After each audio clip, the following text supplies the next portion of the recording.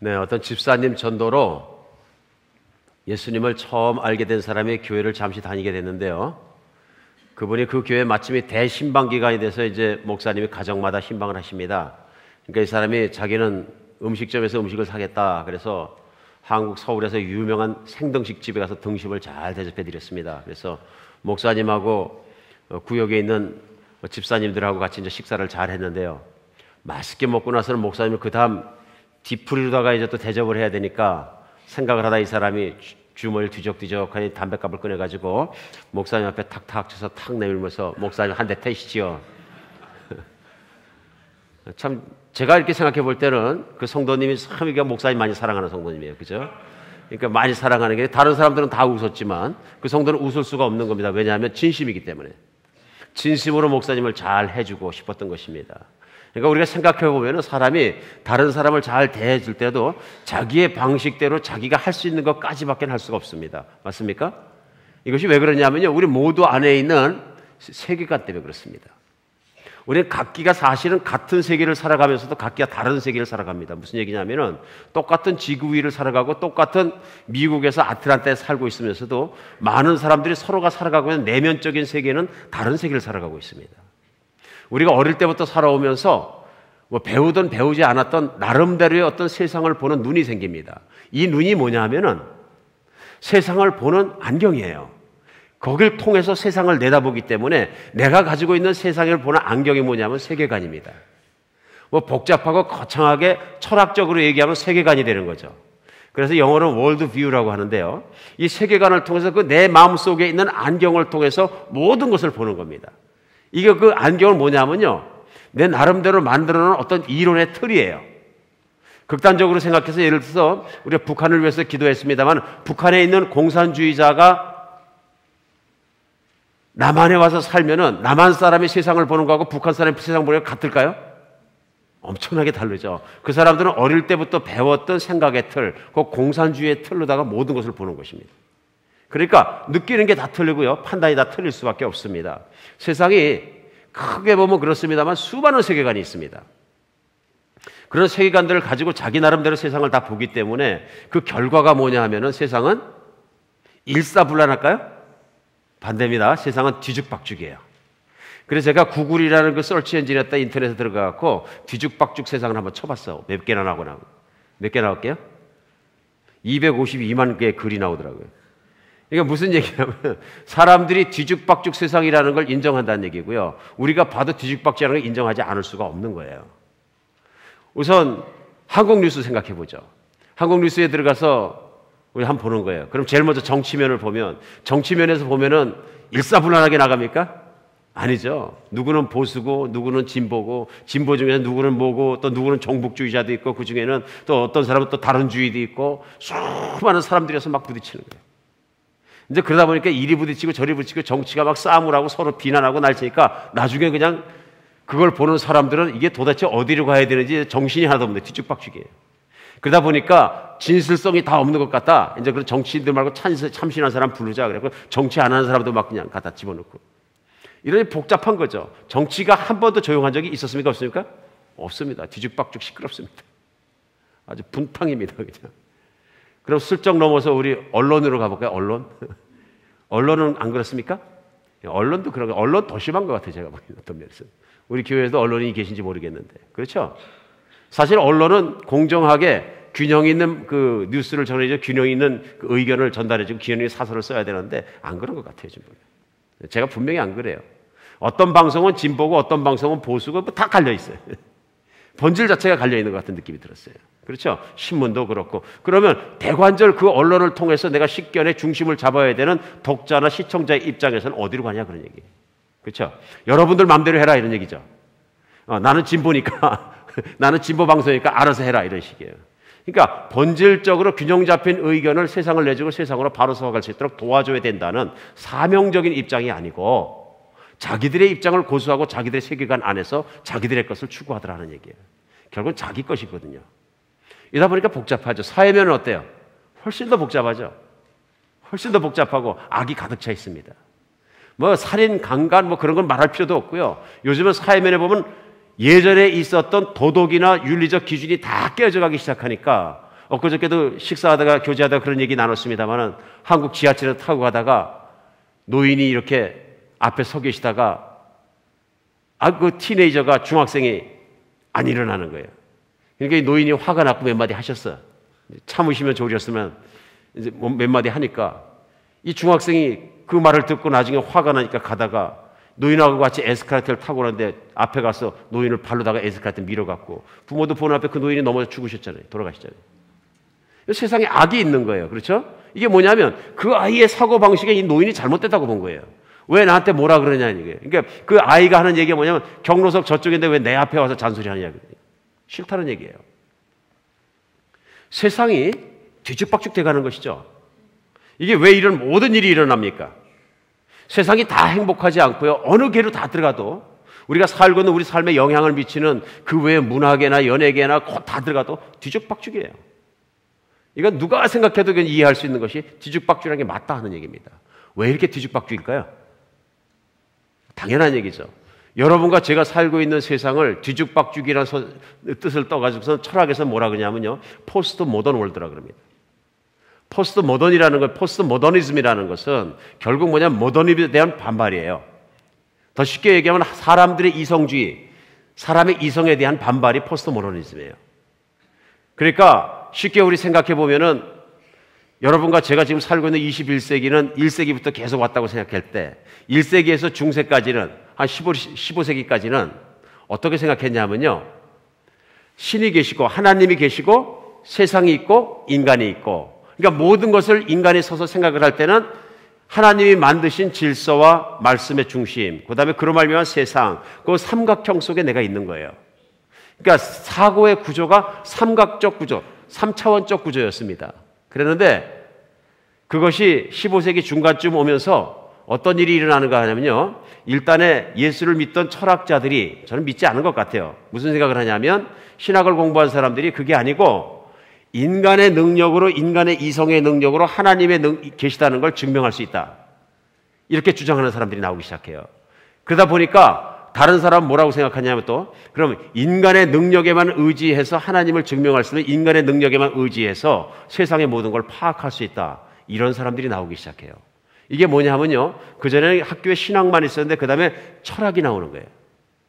철학이 나오고 그들이 생각하면서 우리가 고등학교 배울 때 세계사나 대학에서 배운 것처럼 그 다음에 나오는 게 뭐냐 하면은 이제 소위 르네상스가 나오고 인본주의가 나오는 거예요. 그 르네상스라는 건 뭐냐 하면은 하나님을 중심으로 생각했던 모든 사고의 틀을 깨고 하나님이 없다고 생각하고 세상과 인간끼리만 생각해보자. 그러면 우리가 어디까지 가야 될 것이냐. 그래서 인간 중심으로 옮겨진 것이 뭐냐면은 르네상스고 인본주의 혁명이에요. 그것이 근세사까지 영향을 미치고 모든 사람의 생각 속에 가득 영향을 미친 거예요. 그러니까 무슨 얘기냐면 계시던 하나님은 생각 고려하지 않고요. 세상하고 나하고 관계밖에 없는 거예요. 그러니까 나중에 철학자들이 가다가 이제 생각하니까 이제 17세기까지 와갖고는 어떻게 생각하냐면요. 르네 데카르트가 한 얘기처럼 나는 생각한다. 그러므로 존재한다. 여기까지 온 거예요. 이 정도는 다 아시죠? 그러니까 그 철학자가 생각할 때 이 세상에 믿을 것이 무엇이냐 하고 생각해 보니까 믿을 게 하나도 없고요. 의심나는 걸 다 빼버리고 남는 게 뭐냐면 나예요. 나. 스스로 생각하고 나 자신 외에 믿을 것이 아무것도 없다. 그러니까 그 철학자의 고백이 바로 나는 생각한다. 고로 존재한다. 그러니까 이렇게 얘기했을 땐 이 세상에서 가장 중요한 게 뭐가 됩니까? 인간 중에서 나. 그러니까 나라는 인간이 없어지면 세상도 의미는 없는 것이다. 이런 얘기예요. 맞죠? 그러니까 얼마나 인본주의적으로 변했냐면 내가 없으면 세상은 의미가 없다. 이만큼 이제 인본주의적으로 변해버린 거예요. 그러니까 사람 중심, 자기 개인, 자기 중심으로 변해버렸는데 그러면 도대체 철학에서 처음부터 생각했던 인간은 어디로 와서 어디로 가는 것이냐 생각하고 생각해 보니까 길이 없는 거예요. 그렇죠? 왜? 내 안에 해답이 없는 거예요. 그게 여러분과 제가 학교 다닐 때 많이 읽었던 실존주의자들이 쓴 책을 읽으면 끝이 어떻게 되는지를 잘 모르는 이유가 그래서 그래요. 끝을 모르는 거예요. 그러니까 많은 현대 철학이 들어오면서 끝을 모르니까 끝은 모르겠다. 이렇게 되니까 그러면 어떻게 살아야 되느냐. 그러니까 1960년대 이후에 새로 들어와 있는 사고방식들이 뭐냐면 인간의 이성도 그러면 결론적으로 믿을 게 못 된다. 사실은. 왜냐하면 임마누엘 칸트 같은 사람들은 현대 철학으로 들어오면서 뭐라 그러냐면요, 인간의 이성을 그렇게 믿을 게 되느냐 그러면은. 근데 결론은 뭐냐면 인간의 이성이라는 것, 사고도 환경에 절대적인 영향을 받는다. 맞죠? 그러면 내가 존재하고 내가 최고인 줄 알았는데 환경에 영향을 받으면 그것도 믿을 게 되느냐? 못 믿는다 그런 얘기예요. 이게 순수 이성 비판이잖아요. 인간의 순수한 이성을 가지고 모든 걸 파악할 능력이 그 안에 없다는 것이죠. 그러면 그 결론 속에 나온 게 그러면 무엇을 믿고 살아야 될 것이냐? 우리의 삶의 기준은 무엇이냐 하는 얘기입니다. 그랬을 때 나온 생각이 뭐냐면, 그렇기 때문에 인간의 이성을 믿을 게 못 되면 믿을 건 아무것도 없다. 그럼 뭐예요? 철학이 뭐 어려운 건가요? 유행가 같은 거죠. 캐세라 세라 아니냐? 이렇게 된 거예요. 캐세라 세라가 그냥 나온 게 아니라 그렇게 나온 거예요. 네 마음대로 살아라. 근데 포스트 모더니즘을 설명하다 여기까지 왔는데요. 포스트 모던이라는 건 뭐냐면 그런 인간의 이성에 대한 반발로 이제는 절대적인 진리는 없다. 이 세상에 변하지 않는 도덕도 없고 변하지 않는 윤리도 없고 변하지 않는 진리도 없고 변하지 않는 절대적인 기준이라는 건 없다 그러는 거예요. 그러니까 당신 진리 당신한테 있고 내 진리 나한테 있고 당신 도덕 당신한테 있고 내 도덕 나한테 있고. 그러니까 청소년이 노인이 뭐라 그러면 당신이 내 인격을 모독했으니까 나는 당신 죽일 수 있는 권리가 나한테 있고 당신 진리 당신한테 있고 내 진리 나한테 있고. 노인은요? 어린 것이 못됐어 하면은 사람이 못됐다는 건 내 진리가 나한테 있으니까 내 진리대로 혼낸 것이고요. 이게 포스트 모던. 엉망진창 될까요? 안 될까요? 당연히 세상이 뒤죽박죽되는 이유는 뭐냐면요. 그래서 그렇습니다. 포스트 모더니즘의 월드에 우리가 살고 있는 세상의 특징은 뭐냐면 많은 사람들이 법학자에 시작해서 정치인에 시작해서 언론인에 시작해서 소위 지성인이라는 많은 사람들이 어떻게 생각하냐면 그렇게 생각합니다. 그리고 그것을 덕이 있다고 생각합니다. 왜냐하면 당신의 기준을 내가 인정해주는, 존경해주는 것이니까. 이런 세상에 살기 때문에 다양한 건 맞습니다. 다양화됩니다. 그러나 통일된 기준을 찾지 못합니다. 어디도 통일된 기준이 없는 게 심지어는 법까지도요. 미국 가서 느끼십니까? 한 주에서는 범죄인 것이 다른 주에 가면 범죄가 아니에요. 이게 헷갈리는 겁니다. 이 세상이 왜 이렇게 생겨먹었나? 예, 그렇게 생겨먹은 겁니다, 지금. 그런 세상을 여러분과 제가 살아가기 때문에 이런 세상일수록 우리에게 무엇이 필요하냐면요. 참 진리가 필요합니다. 참 진리가요. 우리가 믿고 의지하고 바른 축을 세우고 살아갈 수 있는 생각과 마음을 정할 수 있는 기준이 필요합니다. 믿는 사람에게는 그 기준이 뭐냐면 말씀인데요. 그 말씀 중에도 이번 주부터 시작해서 새로운 시리즈로 포스트 모던 월드가, 포스트 모던 시대가 꼭 들어야 할 말씀이란 제목 가지고요. 로마서 말씀을 들어가겠습니다. 그래서 로마서 말씀을 통해서 오늘부터 한 주 한 주 들어갈 때마다 이 혼탁한 세대가, 이 혼란한 세대가 어떻게 정리되어야 되느냐, 또 내 인생은 이 혼란한 세대로부터 어떤 영향이 들어왔느냐, 그럼 내 안에 들어와 있는 영향은 어떻게 정리되어야 되느냐, 이런 것들을 하나님 말씀을 기준으로 우리 배워가면서 하나하나 열어가는 시간 갖겠습니다. 한 시간도 빠짐없이 다 들었으면 좋겠습니다. 최소한 하루 주일날 말씀이 선포되면 일주일이 지나기 전에 한 1,500분 정도가 듣는 것 같습니다. 어떤 경로로 통해 들으시던, 참석해서 들으시던, 인터넷을 들으시던, CD를 들으시던 한 1,500분 정도가 우선 1,500명 들으시는 분이라도 진리 안에 곧게 서서 세상을 세울 수 있는 기둥과 같은 역할을 했으면 좋겠다 하는 마음속에서 이 말씀을 준비합니다. 오늘은 첫 번째 시간으로 로마서 첫 장 1장 18절에서 시작해서 25절까지가 본문입니다. 네, 로마서 1장 18절에 시작해서 25절까지가 본문입니다. 우리 한 절씩 한 절씩 여러분과 제가 번갈아 읽겠습니다. 18절부터 제가 시작합니다. 하나님의 진로가 불의로 진리를 막는 사람들의 모든 경건하지 않음과 불의에 대하여 하늘로부터 나타나느니 이는 하나님을 알만한 것이 그 속에 보임이라. 하나님께서 이를 그들에게 보이셨느니라. 창세로부터 그의 보이지 아니하는 것들 곧 그의 영원하신 능력과 신성이 그가 만드신 만물에 분명히 보여 알려졌나니 그러므로 그들이 핑계하지 못할지니라. 하나님을 알되 하나님을 영화롭게도 아니하며 감사하지도 아니하고 오히려 그 생각이 허망하여지며 어두운 미련한 마음이 어두워졌나니 스스로 지혜 있다 하나 어리석게 되어 썩어지지 아니하는 하나님의 영광을 썩어질 사람과 새와 짐승과 기어다니는 동물의 모양의 우상으로 바뀌었느니라. 그러므로 하나님께서 그들을 마음의 정욕대로 더러움에 내버려 두사 그들의 몸을 서로 욕되게 하셨으니 이는 그들이 하나님의 진리를 거짓 것으로 바꾸어 피조물을 조물주보다 더 경배하고 섬김이라. 주는 곧 영원히 창성하실 이시로다. 아멘. 아멘. 로마서는 사도 바울이 당시에 2000년 전에 로마에 있던 교회에 보낸 편지입니다. 로마에 있던 교회에 보낸 편지인데요. 사도 바울이 이 편지를 보내면서 로마서 1장 열자마자 제일 먼저 정중하게 인사합니다. 근데 인사가 끝나자마자 이 편지를 왜 보내는지, 편지를 보내는 목적을 전합니다. 근데 그 목적을 전하는 것이 우리가 오늘 읽은 본문 바로 앞에 14절과 15절에 나옵니다. 14절과 15절에 보면 헬라인이나 야만이나 지혜 있는 자나 어리석은 자에게 다 내가 빚진 자라. 그러므로 나는 할 수 있는 대로 로마에 있는 너희에게도 복음 전하기를 원하노라. 이렇게 써요. 목적이 뭡니까?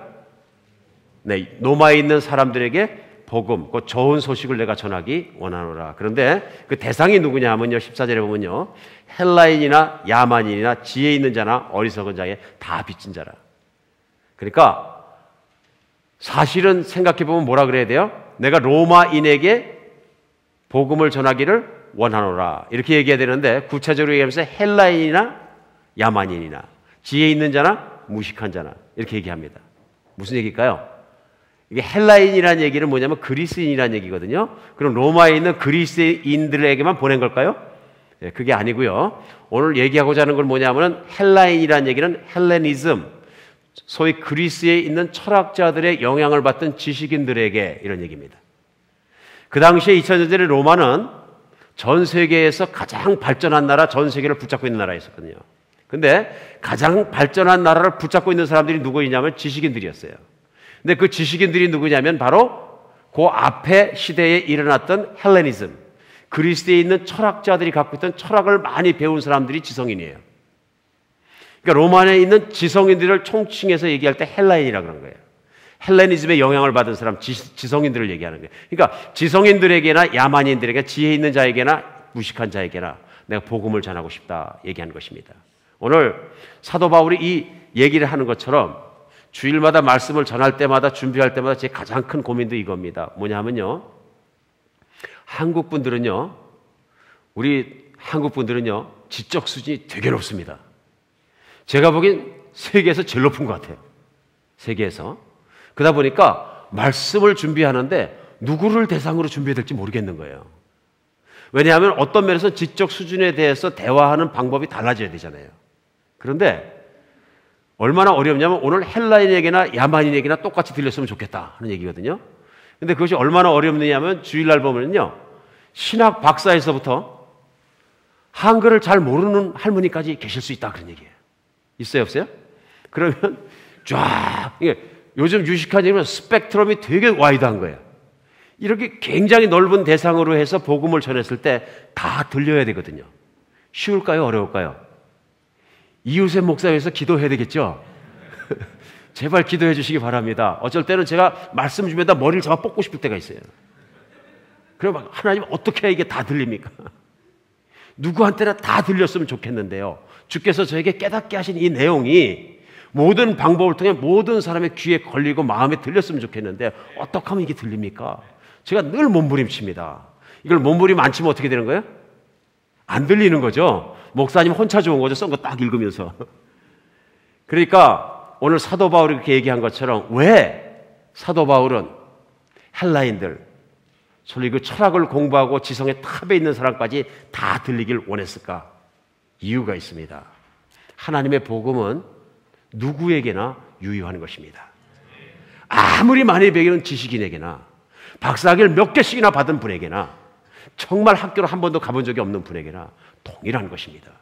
그래서 오늘 로마서를 시작하면서 오늘 18절부터 시작하는 이유는 그래서 하나님께서 우리 모두를 복음이 필요한 사람이라는 걸 느끼고 원할 수 있는 길로 인도해 주셨으면 좋겠습니다. 오늘 본문이 말씀하시고 있는 첫 번째 포인트는요, 세상에 있는 사람들은 창조자를 인정하기를 원치 않는다는 것입니다. 창조자가 분명히 보고 찾으면 계시다는 걸 파악할 수 있음에도 불구하고, 예를 들면 자연에 나가서 모든 자연을 바라보고 별을 바라보고 그다음에 그 오묘한 모습들을 보면 창조자가 있는 것을 알 수 있는데 사람들은 창조자가 없다고 얘기한다 그러니 부인한다는 얘기입니다. 18절에 보면은 하나님의 진노가 불의로 진리를 막는 사람들의 모든 경건하지 않은가 불의에 대해서 하늘로부터 나타난다고 하신 거예요. 하나님의 진노가, 하나님의 분노가 하나님을 인정하지 않는 사람들, 소위 하나님의 진리를 막고 있는 사람들을 향해서 일어난다 하는 얘기를 시작하는 것입니다. 오늘날 그런 사람들이 많을까요? 적을까요? 많습니다. 그걸 뭐라고 부르냐? 성경은 세상이라고 부릅니다. 성경이 얘기하는 세상은 여러 가지 뜻이지만 그 중에 뜻 중에 하나가 뭐냐면요, 얼마든지 가만히 보면 하나님 창조자가 살아계신 걸 볼 수 있고 느낄 수 있고 믿을 수 있는데, 그럼에도 불구하고 보면 볼수록 오히려 하나님이 없는 걸로 보이는데 이런 사람들이 많다 그런 얘기입니다. 그래서 하나님의 진리가 그런 속에서 일어난다 하는 얘기입니다. 제가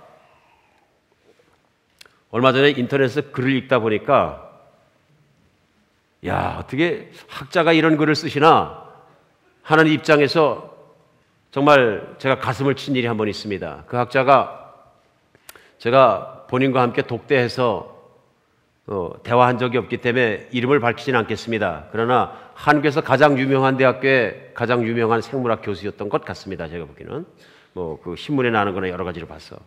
근데 이분이 이제 생물학에 대한 것을 갖다 그 논고를 이제 쓰시면서 생물학 중에서 특별히 진화론에 대해서 쓰셨어요. 진화론에 대해서 이렇게 쓰시면서 그 내용을 진화론의 내부 안에서만 다루면 과학자로서 제가 인정을 하는데, 이분의 논점은 그게 아니에요. 그걸 쓰시면서 왜 종교는 꼭 과학자처럼 되려고 하는가, 이게 그 분의 논점이에요. 그러니까 그분이 공격하고 싶은 대상은 종교예요. 그 무슨 종교인가 곰곰이 들어가서 따져보니까 기독교예요.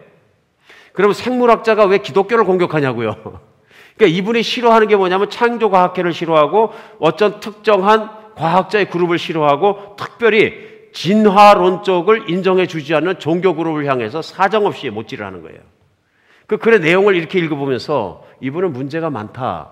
본인은 생물학자거든요. 생물학적 차원에서 따지는 것이 아니고 진화론적 차원으로 따진 게 아니고요. 종교적, 철학적 차원에서 막 따지고 있는 거예요, 보니까. 그래서 가만히 읽다 보니까 이 글 내용은 종교가 무슨 과학이 되려고 그런 적이 없는데 왜 종교는 과학이 되려 하는 걸 막 질타하는 거예요. 그래서 제가 들어보니까 반대인데 왜 과학이 종교가 되려 하는가? 이렇게 생각해야 되는데 진화론은 종교가 아니거든요. 근데 왜 진화론이 종교의 레벨까지 와서 막 두드리나 그런 얘기죠. 그 내용을 보면서 제가 당황했습니다. 그 당황한 내용을 보고 그분의 논고 속에서 그분이 정말로 우상처럼 받쳐올리는 미국에 있는 학자 한 분이 있다는 걸 알았어요. 하버드 대학에서 생물학 교수로 계시는 리차드 더킨스라는 분인데 저도 책을 좀 읽었기 때문에 좀 아는 사람입니다. 생물학자 중에서. 진화론을 엄청나게 옹호하는 분이시죠.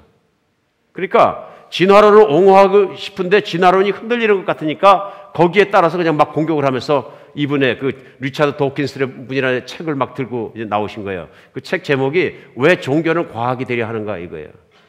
그 두꺼운 책을 다 같이 읽을 수는 없지만, 읽을 필요도 없지만 그 내용이 제목에 다 함축되어 있어요. 왜 종교는 진화론에 대해서 부인하느냐 하는 내용이에요. 부인하느냐 하는 얘기예요. 이 내용이 생물학자 입에서 나오지 않고 철학자나 종교를 공부하는 사람 입장에서 나왔다 그러면 오케이. 논쟁이 된다 그런 얘기예요. 그러나 이것이 생물학자의 얘기에서 나왔다는 게 일단은 범주를 벗어났다. 그분들은 철학자가 아니거든요. 이제 그런 의미에서 우선은 길을 너무 넘어갔다 하는 생각이 들고요. 우리가 진화론이라는 건 고등학교 다닐 때부터 다 배웠습니다. 여러분 배우셨죠?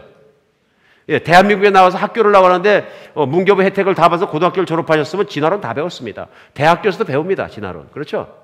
그리고 생물학과 가면 훨씬 많이 배웠겠죠. 이제 훨씬 깊이 배웠을 것이고 진화론 배운 것입니다. 근데 문제는 뭐냐 하면은 왜 그 진화론을 가지고 더 시끄럽게 얘기하느냐 그런 얘기입니다. 그리고 그 진화론 때문에 생물학 때문에 개신교라는 그 종교 또 성경이라는 그 내용 자체는 만화에 지나지 않는다는 식으로 몰아붙이는 것, 이 말이 안 된다는 얘기입니다. 우스꽝스럽다는 얘기입니다. 학자들의 생각이. 오늘은 그 얘기를 왜 말씀하냐면 본문 내용이 그 말씀입니다. 세상을 관찰하고 생태계를 관찰하고 생물을 관찰한다는 사람들이 그 생물 안에서 하나님을 발견할 수 있다는 얘기예요. 오늘 본문 말씀은요. 그런데 하나님을 발견하지 못하니까 오히려 하나님의 진리를 거슬린다는 얘기예요. 오늘 거슬린다는 얘기는 왜 그러냐면요. 우리가 알 수 있는 것처럼 생물학자들이 진화론 하나를 가지고도 기독교를 무참하게 밟으려고 그러는 거예요. 근데 사실은 그들이 들어가서는 안 되는 영역이에요. 전혀 다른 영역이거든요. 종교와 생물학이 같은 영역입니까? 전혀 다른 영역이죠. 근데 거길 와서 막 두드리는 거예요. 그럼 오늘 우리 생각해 볼 건 뭐냐 하면요. 그런 일이 있은 이유가 있습니다. 진화론이 있잖아요. 진화론은 150년 전에 찰스 다윈이라는 사람 여러분 아시는 것처럼 갈라파고스 섬에 가가지고 생물학자가 관찰하다 보니까 생전 처음 본 동물들이 거기 있는 거예요. 그 동물들을 보고 관찰하다 보니까 환경의 절대적인 영향에 따라서 어떤 동물이 변화하더라는 거예요. 전이하더라는 거예요. 그 과정을 보면서 자기 나름대로 추론한 게 뭐냐 하면은 이렇게 작은 환경에 대해서 자유 선택에 의하고 변화를 선택함으로 말미암아서 변화되었다면은 인류의 기원은 사람이 어디서 왔느냐는 그 큰 철학의 퀘스천. 인류의 기원은 결국은 미생물까지 걸러 올라가는 거예요. 이런 얘기예요. 이 세상의 최초의 생물은 단세포적인 아주 단순한 생명체의 모양인 단세포적인 모양으로 미생물이었다가 그 미생물이 환경에 적응하면서 자꾸 전이해서 복잡해지다가 나중에는 원숭이가 되고 원숭이의 종이 변해서 사람까지 되었다. 진화되었다. 이게 진화론이잖아요. 동물이 환경에 따라서 옷을 바꿔 입는 동물도 있고 적응하는 동물도 있고 조금씩 전이하는 건 true, 맞는 거예요. 그런데 이 동물이 전혀 다른 미생물로부터 왔다는 건 추측이에요. 맞습니까? 하나는 관찰의 결과, 과학이고요. 그 다음에 모든 인간도 미생물부터 왔다는 건 증명된 거예요? 추측이에요? 추측이에요. 추측. 그러니까 작은 변화, 소전이에 대해서는 과학적으로 들어가서 과학적으로 변화가 있다고 인정했더라도 그 사실 자체가 대변화, 그러니까 큰 진화, 무슨 진화예요? 종이 달라졌다는, 종이라는 건 스피시스인데요. 예를 들면 뱀이 변해서 악어가 됐다. 원숭이가 변해서 사람이 됐다. 이건 종이 달라지는 거거든요. 이거는 추측이고 가설이고 과학자끼리 합의일 뿐이지 증거가 단 한 개도 없어요. 이거 과학자도 인정하는 거예요. 생물학자도, 진화론자조차도. 증거가 없어요. 그럼에도 불구하고 그 진화론 전체를 다 믿으라는 거예요. 이거는 믿음의 영역이에요? 과학의 영역이에요? 믿음의 영역이에요. 과학자의 가설을 작은 증명이 하나 있으니까 이걸 들고 모든 인류의 기원까지를 다 믿어라 그런 얘기예요. 이건 믿음의 영역까지 들어가는 것입니다. 그리고 철학의 영역이고요. 우주 물리학까지 들어가야 되고요. 전체를 다 포괄하는 포괄적 사고 안에서만 가능한 것이다 그런 얘기입니다. 생물학자가 다른 문제가 아니다 하는 얘기입니다. 오늘 이 문제를 왜 이렇게 거창하게 제가 말씀드리냐면 그 이유가 있습니다. 이 진화론이 도전을 받는 게 뭐냐면요. 우리 20세기 들어와서 1991년도 같은 경우는요. 지적 설계론이라는 얘기들이 나오기 시작합니다. 뭐냐면요. 진화론에 대한 반대 의견들입니다. 이 의견은 뭐냐면요. 이 모든 생긴 것과 세상에 있는 모든 걸 관찰해 보니까 진화론자가 얘기하는 것처럼 우연히 자연 선택에 의해서 계속 변화해서 더 나은 환경에 적응하기 위해서 발전된 모습이 현재 사람 모습과 모든 세상에 존재하는 생물계의 모습이 아니고 이 모습들은 원래부터 창조자나 만든 분에 의해서 지적으로 설계되었고 이렇게 되어야만 한다. 그러면서 예를 듭니다. 예를 들면 유명한 그 마이클 베이 같은 사람들은 그 쥐틀을 갖다 예를 들었어요. 쥐를 잡기 위한 쥐틀이 있는데 그 쥐틀이 제대로 워킹하기 위해서는 스프링이 있어야 되고 도어가 있어야 되고 먹이를 꼬이는 것이 있어야 되고 이 모든 텐션이 있어야 되고 한꺼번에 작용을 해야 쥐가 딱 잡힌다. 이 중에서 스프링이 없더라도 뭐 하나만 없더라도 작용은 하지 않는다. 그러면 어떻게 인간이 하나하나 발전해 왔겠냐, 쥐틀을. 한 번에 딱 쥐틀을 디자인한 것처럼 세상은 한 목적을 향해 디자인된 것이다.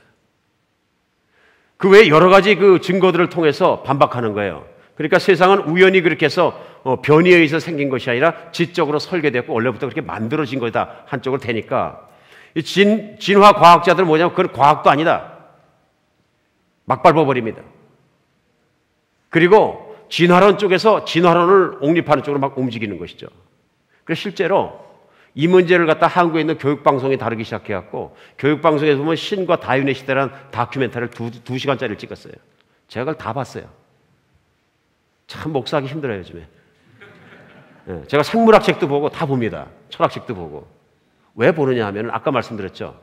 학자에서부터 학교 한 건데 많은 분들이 설교 말씀을 듣기 때문에 제가 책 한 권 안 읽고 방송 하나 듣지 않고 현세도 모르고 내용을 모르면서 얘기하면 진짜 무식한 자잖아요. 그건 안 할 수가 없는 거예요. 모르는 걸 얘기하는 거니까 그건 무식한 얘기죠. 무조건 믿으시오 하는 것보다는 우리 같이 생각해 볼 필요가 있는 거 아니겠습니까? 하나님이 지적 능력도 주신 거고 하나님이 모든 걸 다 주신 건데 하나님은 그런 모든 지적 능력 위에 계신 것이거든요. 오늘 그 방송에서 통계를 냈어요. 중립의 입장이죠. 근데 보니까 중립은 아니더라고요. 진화론 쪽 입장이더라고요. 근데 어쨌든 통계를 냈는데 몇 프로의 사람들이나 진화론을 믿느냐 그런 거예요. 미국에 있는 사람 몇 프로 믿을까요? 39%가 믿습니다. 영국에 있는 48%가 믿고요. 방송 통계예요. 한국에 있는 사람 62.2%가 진화론을 믿습니다. 제일 많이 믿어요. 그런데 한국에 있는 사람들한테 현행대로 진화론을 학교에서 가르쳐야 되느냐 하고 물어보니까 24%가 그렇다고 그러고 나머지는 아니라 그래요. 그럼 어떻게 가르쳐야 되느냐 하니까 나머지가 62%는 뭐라 하냐면 창조론과 진화론을 같이 가르쳐야 한다. 그것이 페어한 것이다. 그렇게 얘기해요. 학문적인 객관성이 있는 것이고. 근데 그럼 왜 진화론을 믿지 않느냐 하고 물어보니까 첫 번째 이유가 과학적인 근거가 충분하지 않다. 말씀드렸죠? 진화론의 작은 변이, 작은 진화에 대해서는 우리가 납득할 수 있지만 큰 진화, 종이 달라진 것에 대한 증거가 없어요. 과학은 실증에 의해서 이루어져야 됩니다. 그렇죠? 실험과 결론에 의해서 이루어지는데 그 큰 변화에 대해서는 증거가 없어요. 추론이에요. 논리예요. 가정이에요. 그렇기 때문에 못 믿는다는 첫 번째 이유, 두 번째는 종교적 이유입니다. 종교적 이유란 얘기냐면 성경의 말씀에 더 신뢰를 한다. 오히려 기독교에서 주장하고는 거기서 더 설득력이 있다고 생각한다. 사람들이 이렇게 생각하는 거예요. 그럼 이게 객관적인 퍼센테이지거든요. 그런데 진화론을 믿는 한국 사람이 62.2%라 그랬는데요. 그 62.2% 중에서 무신론자는 세상에는 신이 없다고 믿는 사람들은 69.9%가 진화론을 믿어요. 불교 신자는요. 68%가 믿어요. 무신론자보다 더 많이 믿어요. 왜 그럴까요? 불교는 본질적으로 물질주의적이에요. 인간은 세상에 있는 물질의 일부분이라고 파악하는 게 불교예요. 그리고 불교는 인본주의적이에요. 인간이 돌을 잘 닦으면 어느 윤회하는 역사 속에서는 인간이 신처럼 될 수 있다고 믿는 게 불교예요. 성불이죠. 그렇기 때문에 인본, 사람 중심적이고 물질 중심적이니까 진화론하고 잘 맞아요. 받아들이는 거예요. 종교에 맞으니까. 그런데 천주교가 제일 많아요. 83%예요. 놀라운 일이죠. 왜 그러냐면 교황 바오로 6세 같은 경우에도 우리 진화론을 믿는다 그래요. 반대 질문해요. 그러면 성경을 믿느냐 하니까 우리는 창세기를 문자적으로 믿지 않는다. 이렇게. 기가 막힌 얘기예요. 그러니까 불교 신자보다 천주교 신자가 믿는 퍼센테이지가 훨씬 많다. 진화론은. 근데 여기 문제가 있어요. 진화론은 가설이라 그랬죠. 어느 날인가 인간의 기원은 그것이 아니고 진화론의 가설이 깨져버렸어요. 증명을 다른 증명을 통해서. 그럼 천주교가 없어져야 되는 거죠? 맞아요? 맞잖아요. 하나님 말씀이 중요한 것이지 세상에 있는 진화론과 세상의 변화를 수용하기 위해서 본질적인 기준을 타협해서는 안 된다 그런 얘기입니다. 개신교는 39.6%가 진화론을 믿습니다. 개신교 안에도 진화론을 믿는 분이 많이 계시다 그런 얘기예요. 근데 문제는 뭐냐면 오늘 제가 진화론 싸움을 하기 위해서 말씀의 첫 번째 로마서를 여는 것이 아니고요. 예를 드는 겁니다. 예를 들어서 이렇게 해서 창조자가 계시다는 것을 부인하고 맡기기 시작하면 모든 신앙은 다 막히십니다. 뿌리가 막 흔들립니다. 근데 자명한 건 뭐냐면요. 그 자체를 그대로 받아들일 수는 없는 것이 진화론이 주장하는 대진화가 증명되지 않은 가설적 사실 때문만이라도 받아들일 수 없는 거잖아요. 그리고 제가 반복해서 말씀드리는 것처럼 과학은 창조자가 존재하시는 모든 것 밑에 창조자의 그 우산 안에, 엄브레라 안에 다 들어가 있는 한 부분일 뿐입니다. 과학으로 창조자까지 다 파악할 수 있는 게 아니고요. 인간이 파악할 수 있는 건 한계가 있다 그런 얘기입니다. 그렇죠? 진화론은 과학의 일부분입니다. 진화론은 철학까지도 갈 수도 없는 것이고요. 그러니까 이런 믿음 때문에 이게 문제가 되는 것이죠. 예를 들어서 어떤 분이 그런데 보니까 댓글을 올리셨어. 그러면서 믿는 분이에요. 공부 많이 하신 지식인이에요. 그 한국 과학자가 올렸는데 댓글을 올리신 내용 보니까 저는 한 친구를 알고 있는데 그 친구는 생물학을 전공했고 미국 가서 석박사학위를 받고 포스닥 박사 후과정을 받은 형제입니다. 근데 그 형제가 이런 말을 했습니다. 나는 예수님을 믿기 전 대학에서 생물학을 공부하면서 생명이 창조자 없이 될 수 없다는 것을 믿게 되었습니다. 그 엄청난 질서와 규칙은 절대로 우연이 될 수 없고 만든 자 없이는 될 수 없다는 것을 알았습니다. 무슨 얘기예요? 생물학을 공부하면서 하나님을 만났다는 거예요. 그렇죠? 어떤 사람은 생물학을 공부하면서 믿음을 잃어버릴 수 있고요. 어떤 사람은 생물학을 공부하면서 그 안에서 너무너무 세밀하고 치밀하다. 이거는 만들어서 계획적으로 의도적으로 만들어지고 설계된 것이지 우연히 이렇게 될 수가 없다. 결론에 도달한다 그런 얘기죠. 그런데 일부 진화론자가 자기들의 이론을 갖다 다른 사람에게 막 무식하다는 식으로 다 밀어붙이면서 요구하는 건 틀리다 하는 얘기예요. 틀리다 하는 얘기예요. 반대로 어떤 한 자매가 쓴 내용이 뭐냐면요.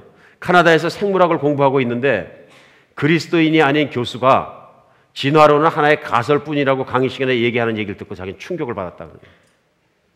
자기는 진화론을 철저히 믿었는데 그리스도인이 아닌데 카나다에 있는 대학 강의 교수가 자기는 진화론을 이게 절대적인 진리라고 믿지 않는다. 가설일 뿐이지. 선포하는 순간에 자기는 충격 먹었다고 그래요.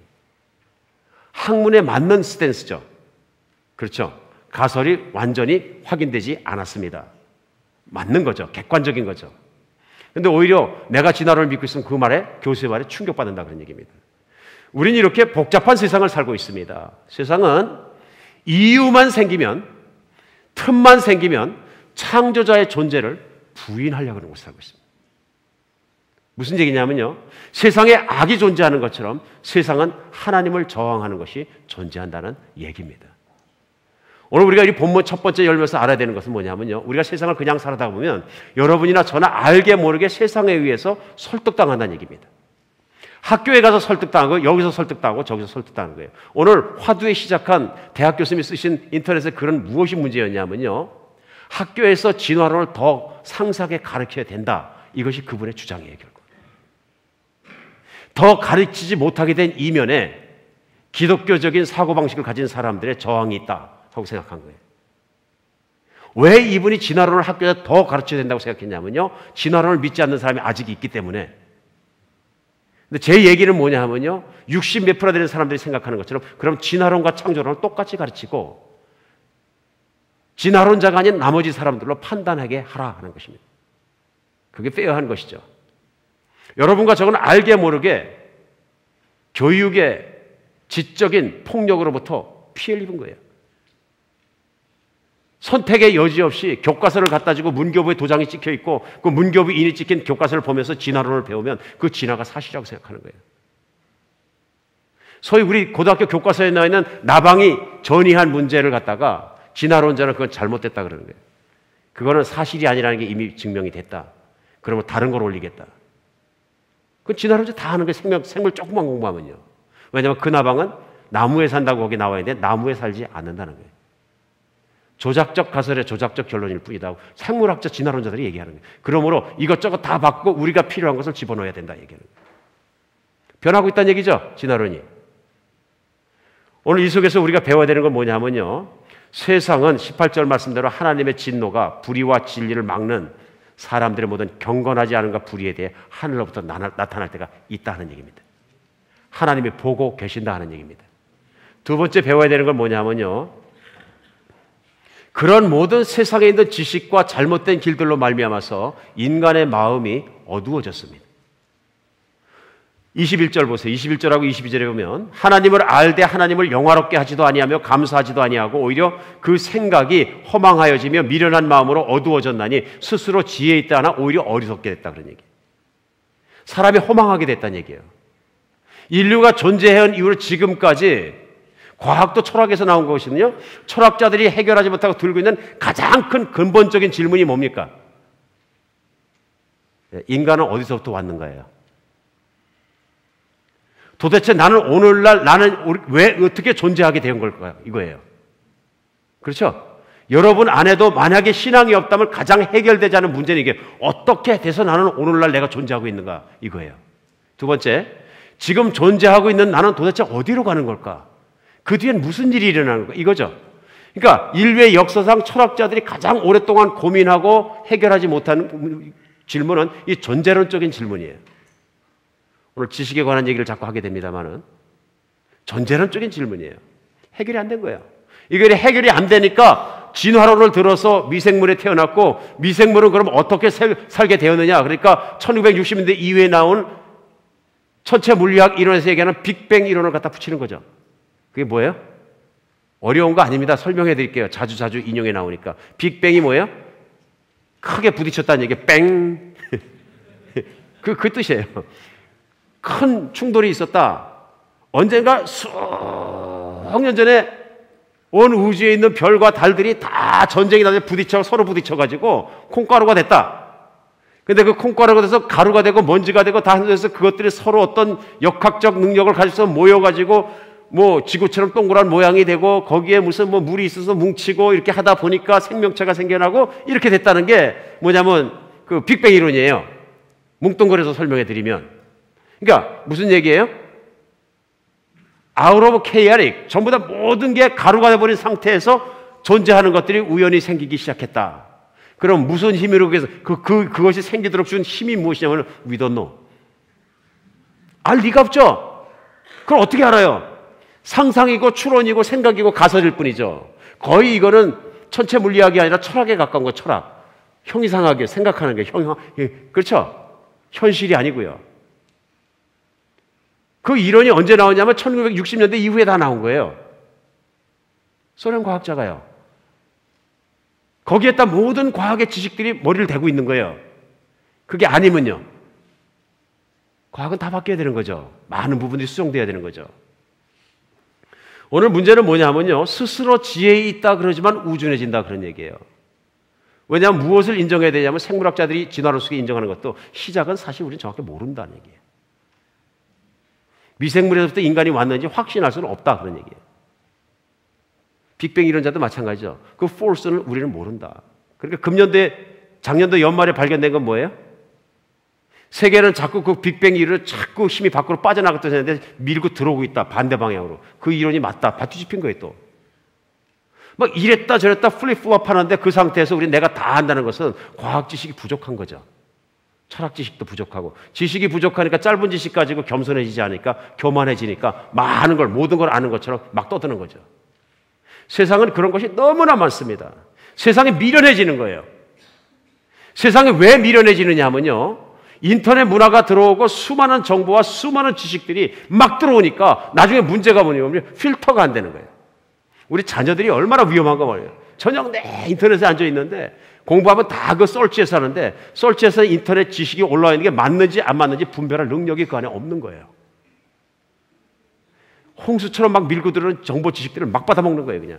나중에 어떻게 돼요? 뒤죽박죽 되는 거예요. 오늘 설교 제목이 뭡니까? 왜 세상은 이렇게 뒤죽박죽인 거야? 기준이 없는 거예요. 오늘 화두에 말씀드린 것처럼 생각의 흐름이 포스트 모더니즘이기 때문에 그런 데다가 그렇게까지 밀고 들어오니까 어떻게 되냐면요. 정신이 없는 거예요. 이게. 정신이 없으면 어떻게 해요? 여러분과 제가 금방 알죠. 최고로 빨리 내리는 결론? 냅둬라. Let it go. 그게 뭐냐면 우리 삶의 모습이 되기가 쉽다 그런 얘기예요. 근데 오늘 보면요. 24절에 보면요. 그러므로 하나님께서 그들의 마음을 정욕의 더러움에 버려두사 그들의 몸을 서로 욕되게 하셨으니 이는 그들이 하나님의 진리를 거짓 것으로 받고 피조물을 조물주보다 더 경배하고 섬김이라 주는 곧 영원히 찬성하실 이시로다. 이런 거예요. 절대적인 기준이 없다 그러니까 이 세대가 어떻게 되겠냐면은 동성연애자가 당연히 동성연애자는 인간으로서 결혼할 권리가 있다 그러는 거예요. 그러니까 소위 기독교 교단이라는 정상적인 교단이라는 교단에서도조차도 동성연애자 목사님을 안수하고 이런 문제가 막 생기는 거예요. 성경적인 기준에서 이건 안 되는 겁니다.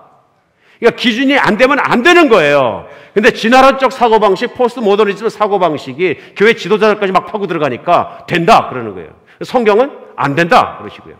성경은 클리어하게 안 된다거든요. 분명한 기준이 있거든요. 성경은. 그러니까 그런 기준이 없으니까 영리를 쓴다. 오늘 나오잖아요. 그들의 몸을 서로 욕되게 했다.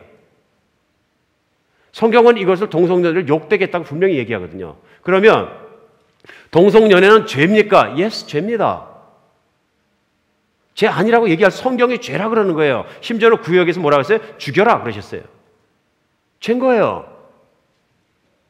근데 그걸 아니라 그러는 거는 하나님의 뜻에, 디자이너의, 설계자의 뜻에 역행하는 거예요. 여러분, 남자와 남자가 생겨서 살아갖고 애가 생겨요? 여자와 여자는요? 생겨요? 그럼 인류는 종말이잖아요. 안 맞잖아요, 디자인에. 영리잖아요. 자연과 역행하고 있는데 그걸 맞다 그러는 거예요. 왜 맞다 그러는 거예요? 그들의 진리 그들에게 있고 내 진리 내가 있어요. 그들이 결혼한다 그들의 진리를 우리도 인정해줘요. 이게 뭐예요? 포스트 모더니즘이에요. 신경 안 쓰겠다는 거예요. 그리고 그게 더 덕이 있지 않냐? 서로 인정하자. 진리가 아닌 건 아니라는 얘기입니다. 오늘 이것이 왜 그러냐면요. 그런 문제가 있는 것이죠. 오늘 화두에 시작했던 어떤 교수의 글은, 생물학자 교수의 글은 그가 붙잡고 있던 정말 기둥처럼 붙잡고 있는 그 과학자 이름이 리차드 도킨스인데요. 그 과학자가 진화론을 얼마나 옹호하느냐면은 종교적으로 옹호해요. 실제로 교육방송한 다큐멘터리 보니까 리차드 더킨스 이분을 정말로 그 흠모하고 따라서 영국에 있는 한 그룹들은 일주일에 한 번씩 모여가지고 자기들끼리 찬양해. 뭘 찬양하냐면 우리는 미생물의 후손이다. 세상은 우리가 알 수가 없다. 나의 목적은 오늘날 나의 안에 있는 유전자가 가장 좋은 유전자로 내가 선택 변화를 시키고 다음 세대에 물려주는 것뿐이다. 그러므로 오늘 내가 주어진 인생을 기가 막히게 행복하게 멋지게 마음대로 살자. 이게 이들의 찬양이에요. 그러니까 EBS 방송에서 찍으면서 이거 종교네요 이러는 거예요. 찍는 사람이. 일주일에 한 번씩 만나서 그걸 찬양하니까 그러므로 행복하게 사세요. 그때 연설하는 사람 누구냐면 이 학자예요. 리차드 도킨스요. 그러니까 그분한테 물어봐요. 찾아가서. 이거 종교 아닙니까? 그러고. 당신의 책은 왜 종교가 과학이 되려 그러냐. 그런데 혹시 이게 과학이 종교가 된 거 아닙니까? 물으면 교주라고 어떤 사람들이 얘기하던데 하니까 내가 왜 교주라고 막 화나더라고요. 여러분, messed up. 세상은 뒤죽박죽이에요. 뒤죽박죽이에요. 오늘 우리가 진짜로 중요한 건 뭐냐면요.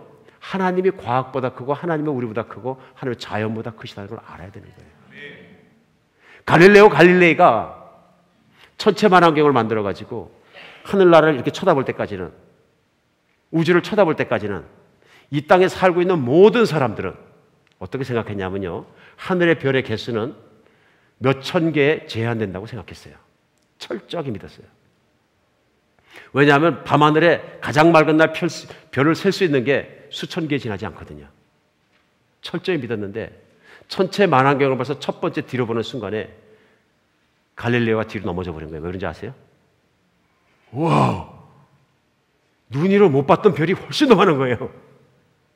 눈으로 못 봤던 별이. 그리고 보니까 이건 셀 수가 없는 거예요. 천체 만환경이 훨씬 더 발전한 오늘날은 뭐라 그러냐면요. 이건 인간의 숫자로 카운트할 수가 없는 거예요. 얼마나 먼 곳에 있느냐? 인간의 광속으로, 빛의 속도로 인간의 숫자로 따질 수 없는 만큼 멀리 있는 별들이 있는 거예요. 그 직경이 뚫고 지나가려면 인간의 현재 기술로 얘기하는 몇 억 광년이 셀 수 없는 광년을 뚫고 지나갈 그 큰 별들이 셀 수 없는 숫자만큼 모여있는 은하계가 있고 그 은하계를 둘러서 또 다른 타원체가 있는 거예요. 블랙홀을 지나가면 또 몇 개 타원체가 있지 we don't know. 하나님이 지으신 우주와 모든 세상은 광대하고 광대한데 작고 작은 지구에서 앉아서 과학자 한 사람이 얘기했다 그래서 우주가 바뀌는 건 아니다 하는 얘기예요. 그런데 성경은 과학자가 얘기하는 갈릴레오 갈릴레이가 천체만환경으로 보기 이전에 수천 년 전부터 별은 몇 개라 그러냐면 셀 수 없다고 말씀하셨어요. 하늘의 별을 봐 내가 셀 수 있느냐? 셀 수 없다고 말씀했어요. 어디가 맞습니까? 태초에 하나님께서 천지를 창조하시니라 하신 하나님의 말씀이 맞는 것이지 작고 작은 인간의 두뇌에서 얘기하는 한 인간의 가설이 세상을 뒤집을 수 없다는 얘기입니다. 왜냐하면 그 가설과 그 이론은 또 뒤집힐 것이기 때문에 그렇습니다. 오늘 마지막으로 우리가 분명히 알아야 될 것이 있습니다. 그게 뭡니까? 우리가 온전한 지식을 배우고 바른 기준을 바로 세우기 위해서는 인간 속에서 기준이 나와야 되는 것이 아니고 그 우주 너머에 있는 이 모든 것을 만드신 창조자에게서 나와야 합니다. 변함없는 움직이지 않는 진리, 움직이지 않는 기준이 하나님에게서 와야 합니다. 그게 예수님 말씀이에요. 예수님이 오직 답답하셨으면 요한복음 3장 11절로 13절에 이런 말씀하세요. 진실로 진실로 내게 이르노니 우리는 아는 것을 말하고 본 것을 증언하노라. 그러나 너희는 우리의 증언을 받지 아니하였도다. 내가 이 땅의 일을 말하여도 너희가 믿지 아니하거든. 하물며 하늘의 일을 말하면 어떻게 믿겠느냐. 하늘에서 내려온 자 곧 인자 외에는 하늘로 올라간 자가 없느니라. 그 당시에 석학 중에 석학이란 니고데모라는 사람이 와서 물어보니까 내가 보니까 네가 거듭나야 세상을 이해하겠다. 거듭나요? 그럼 엄마 뱃속으로 들어가요. 그러니까 말도 못 알아듣지. 거 봐라. 내가 땅의 방식으로 말을 해줘도 무슨 말인지 못 알아듣는데 내가 너한테 하늘나라 얘기를 해주면 좀 이해하겠냐. 그런 뜻이에요. 왜냐하면은 나 외에는 하늘나라부터 내려와서 다시 하늘나라부터 들어가는 사람이 없느니라 세상에는. 인류 역사의 가장 큰 사건은 뭐냐면요. 그렇게 혼돈되고 뒤죽박죽되고 어렵게 살아가는 사람들을 보고 불쌍히 여기셔서 그들을 세상에서 그냥 버려두지 않고 하나님의 특별한 사랑으로 그 아들을 이 땅에 사람으로 보내신 사건이에요. 예수님은 그냥 오신 게 아니고요. 그런 하나님의 목적을 가지고 우주 너머에 있는 천국으로부터 우리를 구하시고 깨닫게 하시고 그 넓은 세상으로 인도하시기 위해 이 땅에 오셨다는 사실이에요. 그리고 예수님이 말씀하시는 것처럼 이분은 우리 죄를 위해 십자가에 죽으시고 우리 역사가 증거하고 수백 명의 사람들, 수천 명의 사람들이 그 당시에도 증거하고 그 증거가 확실히 말하는 것처럼 3일 만에 다시 살아났다는 사건이에요. 그리고요. 바로 오늘 예수님이 요한복음 3장에 말씀하신 대로 하늘나라로 다시 가셨다는 사건이에요. 뭘 뜻합니까? 내가 말한 대로 나는 너희를 위해 모든 일을 내가 갈 수 있는 길을 인도하기 위해서 너희의 죄를 지고 십자가에 죽고 또한 내가 천국으로 감으로 말미암아 인간이 천국에 계속해서 살 수 있다는 것을 내가 보여주겠다는 말씀입니다. 예수님을 믿는다는 얘기는 획기적인 일이고요. 어마어마한 변화고요. 이거는 누가 무슨 법칙을 발견, 과학의 법칙을 발견한 건 비교도 되지 않을 만큼 우주에 넘어 있는 세상까지를 뚫고 지나갈 수 있는 액세스가 열리는 팡 뚫히는 사건인 줄 믿으시기 바랍니다. 오늘 로마서를 열면서 우리에게 중요한 건 뭐냐면요. 사도 바울이 로마 교인들을 향해서 내가 헬라인에게도 지식인에게도 무식한 자에게도 그 길을 열어야 될 것이다. 그 복음을 전해야 되겠다. 이 말씀이 오직 성경 말씀을 통해서는 활짝 열리는 것입니다. 성경 말씀은 하나님의 말씀이고 창조자의 말씀이시고 진리입니다. 세상에서 우리가 유일하게 의지하고 그 결과를 가질 수 있는 진리이고요. 수억의 사람들이 그 말씀대로 살았더니 살아있는 창조자가 만나지더라 하는 간증과 모든 증거가 있는 확고한 책이다 하는 것입니다.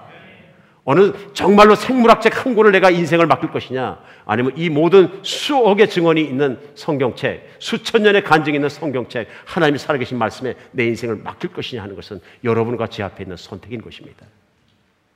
오늘 우리가 이걸 보면서 하나 더 깊이 들어갈 수 있는 여러분과 제가 되었으면 좋겠습니다. 과학이 있기 때문에, 철학이 있기 때문에 내가 신앙을 잃어버리는 것이 아니고 그것이 있기 때문에 그것보다 훨씬 더 크신 하나님의 말씀과 성경을 철저하게 신뢰하는, 로마서가 열리는, 복음이 받아들이지는 하나님 안에 있는 여러분과 제가 되었으면 좋겠습니다. 기도하겠습니다.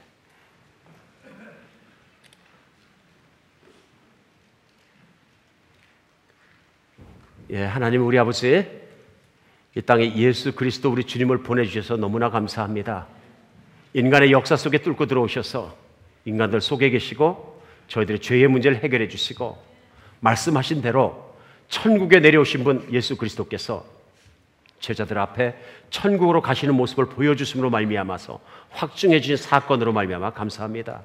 하나님, 이 뒤죽박죽이고 혼탁한 세상에서 저희가 이것 믿을 수 있도록 도와주시고 그 믿음으로 말미암아 인생의 확실한 기준과 확실한 정말 붙잡을 수 있는 근거를 우리에게 주셨습니다. 하나님, 이거 믿을 수 있도록 도와주시옵소서.